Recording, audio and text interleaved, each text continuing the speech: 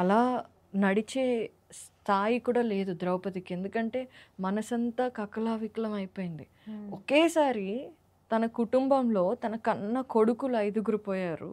అవును. అది కాకుండా తన సోదరులు శిఖండి, ధృష్టద్యుమ్నుడు పోయారు. ఆల్రెడీ వాళ్ళ నాన్న చనిపోయాడు. హ్మ్. ఇంక ఏం చేస్తుంది ఆమెకి?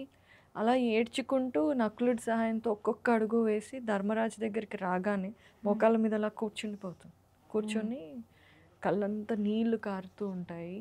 ధర్మరాజు వైపు చూసి, "ఇదేనా నువ్వు చేసిన యుద్ధం? హ్మ్. అభిమన్యుడు పోయాడు.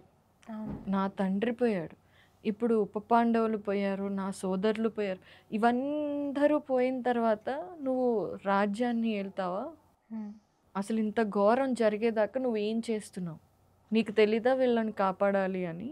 హ్మ్. అని నిలదీసినట్టు అడిగి, తర్వాత సడెన్‌గా ఉక్రోషం వస్తుంది.